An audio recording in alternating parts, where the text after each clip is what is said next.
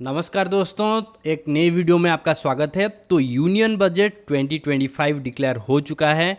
जी हाँ, सबसे बड़ा न्यूज़ ये है कि इनकम टैक्स अभी 12 लाख पर एनम तक अभी नहीं है पड़ने वाला। ये सबसे हाईलाइटिंग चीज़ है जिसकी वजह से लोग बहुत ज़्यादा खुश हैं। तो उसके बारे में हम डिस्कस करेंगे वीडियो के साथ जब हम चलते रहेंगे। तो मैं ले चलता हूँ आपको कुछ की अनाउंसमेंट के ऊपर, और हम डिस्कस करेंगे कि कौन कौन से जो रिलेटेड इंडस्ट्रीज़ हैं, स्टॉक्स है, सेक्टर्स है, वो इम्पैक्टेड हो सकते हैं। ठीक है, और आने वाले दिनों में हम पता चलेगा कि एग्जैक्टली कौन कौन से हो रहे हैं। मंडे को पता चलेगा या कमिंग वीक को, क्योंकि अभी जो है वोलाटाइल है मार्केट। आज मार्केट खुला था लेकिन बहुत कुछ रूल रेगुलेशंस थे। अगर कल आपने कुछ शेयर्स खरीदा है तो आज नहीं बेच सकते, और अगर आज म्यूचुअल फंड में कुछ इन्वेस्ट करते हैं तो एनएवी मंडे का काउंट होगा, आज नहीं होगा। ये सब चीज़ें हैं।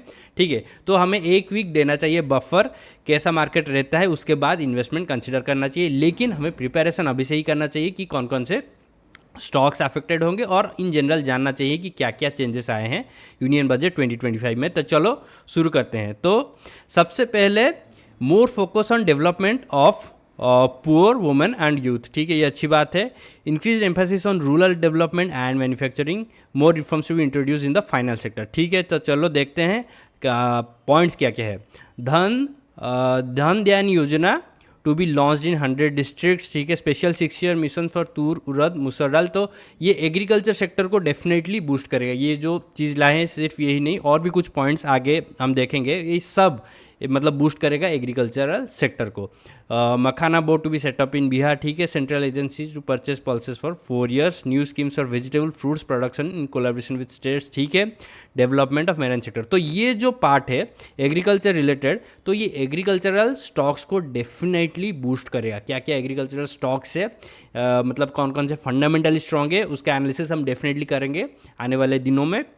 जो स्टॉक मुझे लगता है कि ये इन्वेस्टमेंट वर्दी है, मैं डेफिनेटली उसके ऊपर वीडियो बनाऊंगा मेरे दूसरे चैनल्स में। अगर आपने मेरे दोनों चैनल्स फॉलो नहीं किए, लिंक दे दूंगा डिस्क्रिप्शन सेक्शन में, उनको जाके चेक कीजिए। वहाँ पे मैं स्टॉक्स का पूरा एनालिसिस करता हूँ, फंडामेंटल्स और प्राइस एक्शन। ठीक है, तो अभी चलते हैं यहाँ पे बजट पे। Development of marine sector. ठीक है, मेराइन स्टॉक्स को भी बूस्ट मिलेगा। ठीक है, और उसके बाद Kisan credit card limit increase to 5 lakhs। तो ये भी ऑब्वियसली एग्रीकल्चर में आता है। Urea plant to be set up in Assam. फिर India post to be developed up major logistic organisation. तो ये एक अच्छी बात है। Special credit card for small businesses, definitely ये बूस्ट करेगा छोटे बिजनेसेस को इंडिया में ग्रो करने के लिए, जो कि बहुत ही मेजर रोल मतलब प्ले करता है। ठीक है, और self reliance on edible oils, अच्छी बात है क्योंकि इंपोर्ट होता था बहुत ज़्यादा।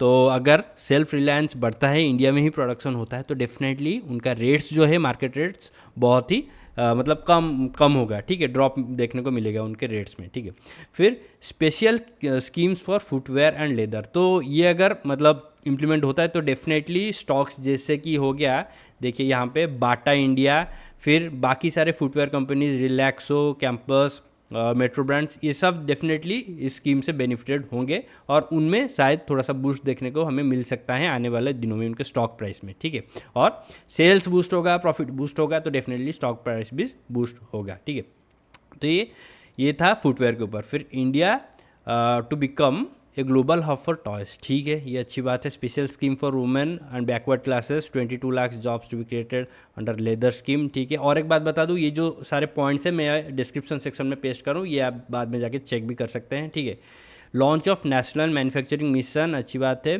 Increase emphasis on Indian languages and education, more IITs to be establish. Definitely education पे बहुत ज़्यादा ध्यान दिया है। और फिर क्या है, 75,000 new seats in medical field in the next 5 year. तो डेफिनेटली ये एक बहुत अच्छा न्यूज़ है, क्योंकि इससे मतलब क्या एजुकेशन भी बूस्ट होगा, और उसके साथ मतलब एम्प्लॉयमेंट अपॉर्चुनिटीज़ भी क्रिएट होंगे। तो बहुत ही अच्छा मूव है ये गवर्नमेंट की तरफ से, मैं कहूँगा।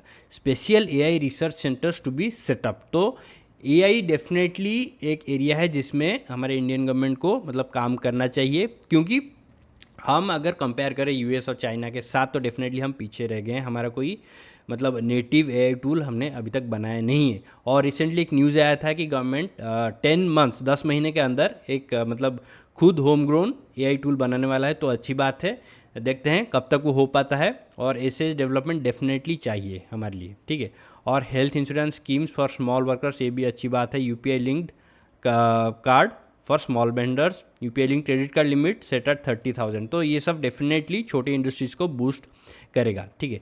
फिर interest free funds for states to boost infrastructure development, अच्छी बात है। 1 lakh crore fund announce for urban development. तो यहाँ पे आ जाता है मतलब इंफ्रास्ट्रक्चर सेक्टर, ठीक है। तो इसमें जो स्टॉक्स हैं, जो कंपनीज़ है जो ऑलरेडी परफॉर्मिंग थे और अच्छा खासा रैली दिया है, ठीक है, और उसके बाद मतलब अभी कंसोलिडेट कर रहे हैं, तो डेफिनेटली यहाँ से वो यू टर्न मारने के चांसेस बहुत ज़्यादा है, ठीक है। तो मैंने अपने दोनों चैनल्स में वीडियो बनाया है मैन इंफ्रा के ऊपर और बहुत सारे स्टॉक्स, ठीक है, मैन इंफ्रा कंस्ट्रक्शन, ठीक है, और गणेश हाउसिंग रिलेटेड स्टॉक्स आपको मिल जाएगा। तो इन सब स्टॉक्स में डेफिनेटली बूस्ट देखने को मिलेगा और आपके पोर्टफोलियो में डेफिनेटली इंफ्रास्ट्रक्चर स्टॉक्स का एक प्लेस होना चाहिए, ठीक है।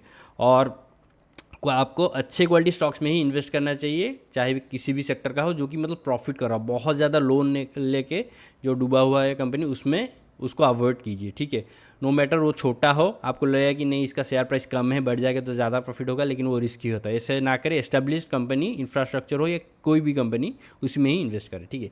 Increase focus on nuclear energy by 2047, अच्छी बात है। स्पेशल स्कीम्स भी लाएंगे। फिर special scheme for ship breaking industries, more cities to be connected under the Udan scheme, ठीक है। New airports to be constructed in Bihar में एयरपोर्ट कंस्ट्रक्शन होगा। 40,000 housing units to be build under Swamih scheme, ठीक है। और उसके बाद 52 new tourist destination to be developed in collaboration with the states. तो टूरिज्म स्टॉक्स जो है उनको भी शायद बूस्ट देखने को मिल सकता है, लेकिन मैं फिर भी प्रीफर करूंगा कि आप एग्रीकल्चर और इंफ्रा के ऊपर ज़्यादा ध्यान दें, क्योंकि हर एक सेक्टर में आपको इन्वेस्ट करने की ज़रूरत नहीं है, क्योंकि प्रॉफिटेबिलिटी भी डिपेंड करता है। तो आप तो ऑब्वियसली आपके पोर्टफोलियो में लिमिटेड स्टॉक्स का ही जगह होगा ना, 30 से 40 मैक्सिमम, आप 100-200 स्टॉक्स में इन्वेस्ट नहीं करेंगे, तो सिलेक्टिव होके कीजिए, ठीक है। और फिर 40,000 ये तो गया। फिर new mining policy to be introduce, 20,000 crore to be investment in R&D for private sector, अच्छी बात है। All government secondary schools to be connected with broadband, तो ये एक बहुत ही अच्छी चीज़ है, क्योंकि इंटरनेट हर जगह पे चाहिए और गवर्नमेंट स्कूल्स में अगर इंटरनेट होगा तो डेफिनेटली वो मतलब डिजिटल एडवांसमेंट होगा और वहाँ पे पढ़ाई में भी डेफिनेटली वो थोड़ा सा इम्पैक्ट लाएगा, ठीक है। ये एक बहुत अच्छा स्टेप है गवर्नमेंट की तरफ से। New scheme to boost exports, बहुत अच्छी बात है। तो डेफिनेटली स्टॉक्स जो कि मतलब एक्सपोर्ट्स में ज़्यादा पैसा अर्न करते हैं, डेफिनेटली उनको बहुत बेनिफिट होने वाला है। फिर Buddha related sites to be developed, अच्छी बात है। Special scheme for preservation of Indian scripts, तो ये बहुत ज़्यादा अच्छा स्टेप है। तो ये मैं इन्वेस्टमेंट के नज़रिए से नहीं कह रहा हूँ, लेकिन डेफिनेटली जो कल्चरल हेरिटेज है, जो एंशियंट मतलब नॉलेज है और एंशियंट साइट्स है, उनको प्रिजर्व करना बहुत ज़रूरी है, क्योंकि जितना डैमेज हो गया, लेकिन जो बचे हैं अभी उनको प्रिजर्व करना बहुत ज़रूरी है, ठीक है। तो ये बहुत ही अच्छा स्टेप है।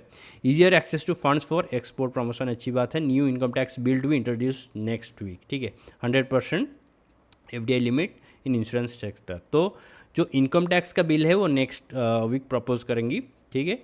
फिर और कुछ कि हाँ, ये और एक पॉइंट है, important point, simplification of KYC process. तो ये बहुत ही नेसेसरी था, क्योंकि मैंने खुद भी एक्सपीरियंस किया है, बैंक्स हो या कहीं पे भी हो, KYC आपने वेरीफाई किया है, लेकिन कुछ टाइम बाद, 1 साल 2 साल बाद वो फिर से बोलते हैं कि फिर से KYC वेरीफाई करवाइए, ये तो आप ट्रांजैक्शन नहीं करवा पाएंगे अपने अकाउंट से। तो ये जो सारे चीज़ें हैं ये सिंप्लीफाई होना चाहिए, क्योंकि ये बेसिक चीज़ों में इतना ज़्यादा हम टाइम एनर्जी स्पेंड करेंगे तो डेवलपमेंट कब होगा। तो इसको सिंप्लीफाई करना बहुत ज़रूरी था, ठीक है।